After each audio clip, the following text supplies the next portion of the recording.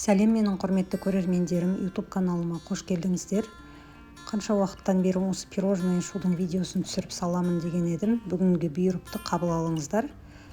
Дастарханның сәнін ашып, әдемі көрінетін сондай бір жеңіл тәттілердің бірі екі түрлі кремнен, екі түрлі тестадан тұрады. Ең алдымен кремін дайындаймыз, заварной кремін дайындаймыз. Сүтке мен кішкене ванилин салдым, кристаллический деген, приправочный. Сосын қант, мына жерде жылток және кукурузный крахмал. Осыларды араластырып, отқа қоямыз. Орта отқа қоямыз, бірақ тоқтамай араластырып тұрыңыздар, өйткені түбі күйіп, жабысып кетеді. Осылай қою болған кезде оттан аламыз, міне. Консистенция осындай болу керек. Содан кейін бір басқа ыдысқа құйып, бетін в контакт пищевой пленкамен жауып қоямыз. Сөйтіп суыға, салқын жерге қойсаңыздар болады. Оған дейін кракелин тестасын дайындаймыз. Жұмсақ сары май, қант салдым, ұн салдым. Енді осы үшеуін біріктіріп, қолға жабыспайтын қамыр илейміз.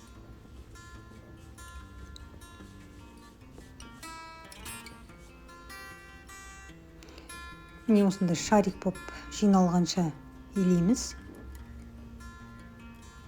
Енді осыны бір тақтай аламын мен. Содан кейін мынандай пакет, кәдімгі одноразовый пакетті ортасынан бөліп алсаңыздар болады. Осыған тестамызды салып, жауып, оқтаумен жаямыз.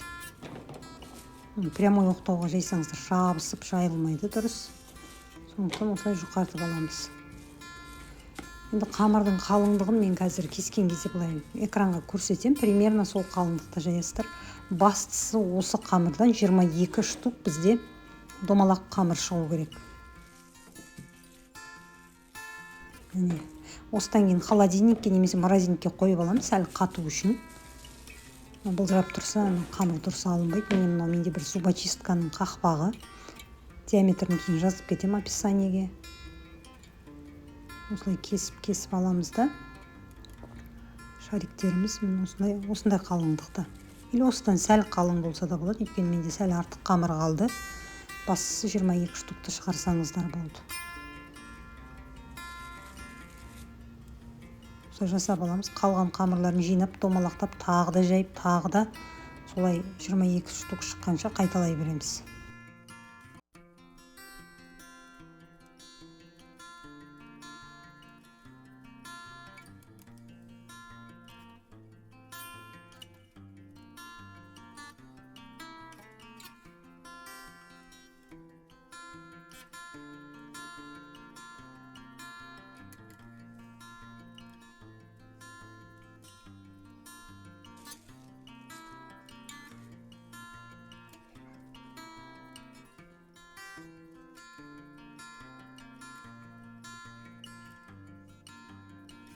Мен жұқалауық қойғаннан кейін артық теста қалып қалды, осылай беттеріне қойып шыға салдым. Енді осыны холодильникке қойып қоям. Сол жерде қатып тұрсын. Осылай бетін жауып қойыңыздар, қамыр кеуіп кетпес үшін. Енді екінші теста, яғни заварной тестасын дайындаймыз. Мына жерде май, осыған сүт құямыз, кәдімгі су құямыз. Мына жерде қант және щепотка соли саламыз. Сөйтіп бұны да отқа қоямыз. Орташадан сәл жоғары отқа. Міне осылай еріп қайнайды бізде. Міне осылай қайнаған кезде үстіне ұнын саламыз. Сөйтіп тез араластырамыз. Чтобы ұнымыз полный жаңағы араласу керек. И осындай комочек болып жиналу керек қамырымыз. Сол кезде заварной тестамызды оттан алуға болады. Міне, болды, енді осыны оттан аламыз. Басқа бір жаңағы миксерлайтын ыдысқа салып қоямыз.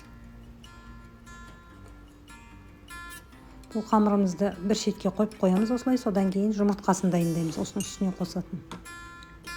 Жұмыртқаны ровно өлшеп аласыздар. 2 жұмыртқа, 3 жұмыртқа деген болмайды, ол қатты рөл ойнайды. Сондықтан 125 грамм ровно жұмыртқа дайындап аласыздар. Енді ол 2,5 жұмыртқаныкі, сондықтан мен 3-ші жұмыртқаны осылай белогы мен жылтогын араластырып, соның біразын 125 граммға толғанша құйып шығамын. 125-126 грамм, 1-2 грамм разница ештеңе етпейді. Енді бағанағы тестамызды миксерлаймыз. Жұмыртқамызды біреулеп қосамыз, яғни екіге бөліп қосамыз. Жартысын қосып, біраз миксерлап болғаннан кейін қалған жұмыртқаны қосамыз.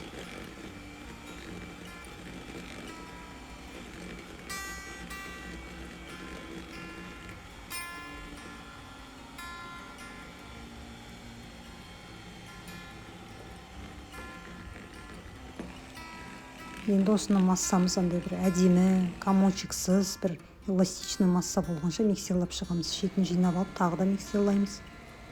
Міне сонымен біздің қамырымыз осындай болады. Енді осыны кондитерский мешокқа саламыз. Насадкасы менде Вупидің креміне арналған 1,5 диаметрлік насадка.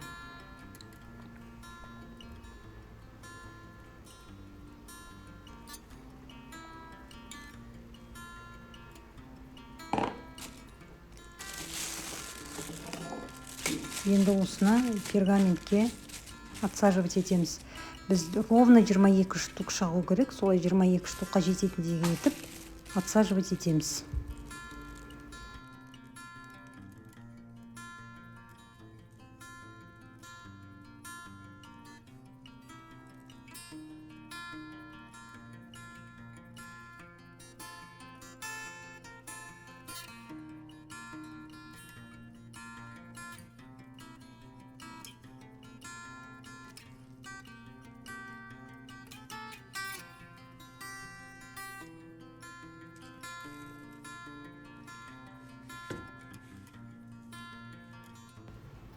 Енді екінші противенге отсаживать етемін. Менде режим конвекция болғаннан кейін осылай екі жаңағы противенді қатар салып пісіремін.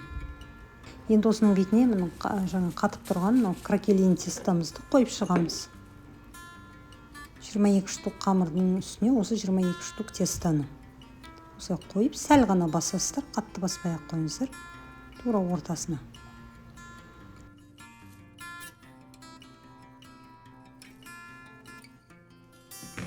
Екінші противень.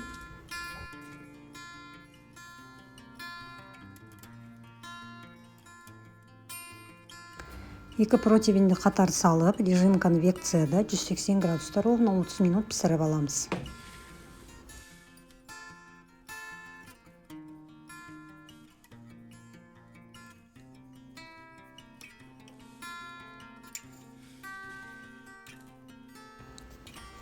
Тезірек суы үшін осылай алып қоямыз бәрін. Содан кейін суығанын күтеміз. Толық суығаннан кейін біздің креміміз де салқын болу керек. Негізі әдетте мен кремді, сосын жаңа кракелин тестаны бір түн бұрын, не болмаса жарты күн бұрын жасап қоямын. Чтобы суып, ана теста қатып дайын тұру керек. Мен кремді осылай бір миксерлап аламыз. Бірінші жылдамдықта өзін. Содан кейін осының үстіне сметанамызды саламыз, 20%. Мен әдеттегідей нәтижені қолданамын. Енді осыны тағы жақсылап миксерлаймыз.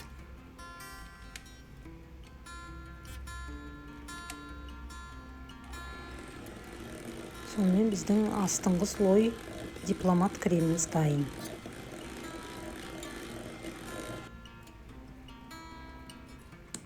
Бұны енді тоже неге саламыз? Кондитерский мешокқа, бірақ ешқандай ұшын кеспейміз. Солаймен салып, сосын отсаживать еткен кезде қайшымен кесе саламыз. Оған ешқандай насадканың қажеті жоқ.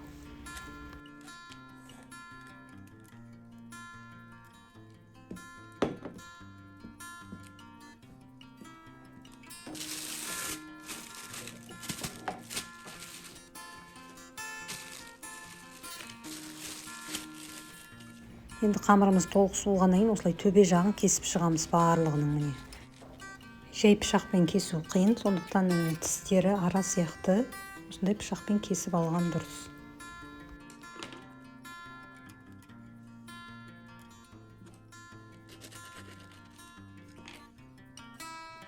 Барлығын осылай кесіп қойып аламыз.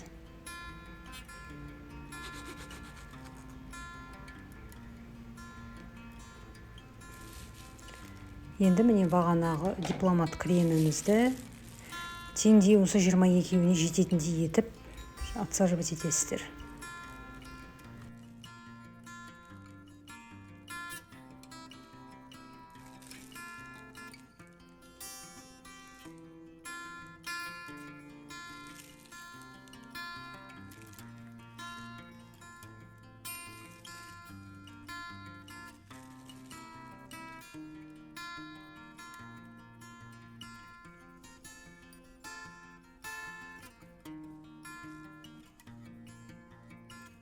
Енді бұл крем болғаннан кейін енді осының үстіндегі екінші слой крем, бұл бізде сливки. Осының үстіне қант саламыз. Сосын жақсылап плотный әдемі формасын ұстағанша миксерлаймыз. Сливкиіміз салқын болу керек, холодильниктен алынған. Міне осындай крем болады. Енді осыны кондитерский мешокқа саламыз. Бұның насадкасы менде 333 или өзіңізге ұнайтын любой әдемі форма беретін насадкамен отсаживать етсеңіздер де болады.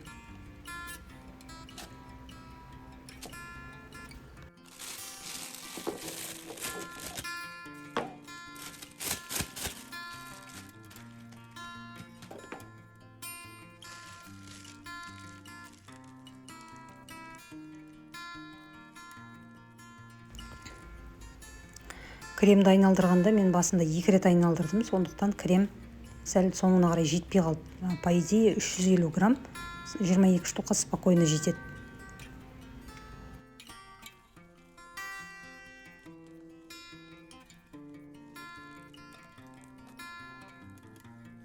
Міне мұны осы жердегідей 1,5 круг қана жасасаңыздар болады насадкамен. 2 рет жасасаңыздар кремдерің жетпей қалуы мүмкін. Кесіп алған крышкаларын қайттан қойып шығамыз. Сонымен біздің пирожныйымыз дайын. Әдемі көрінетін, қанты да қатты көп емес, жеңіл пирожный. Сіздер де осы рецептпен жасап көріңіздер. Видеоны ұнаса лайк басып комментарий қалдырыңыздар. Каналыма тіркеліп қоюды ұмытпаңыздар. Келесіде жүздескенше.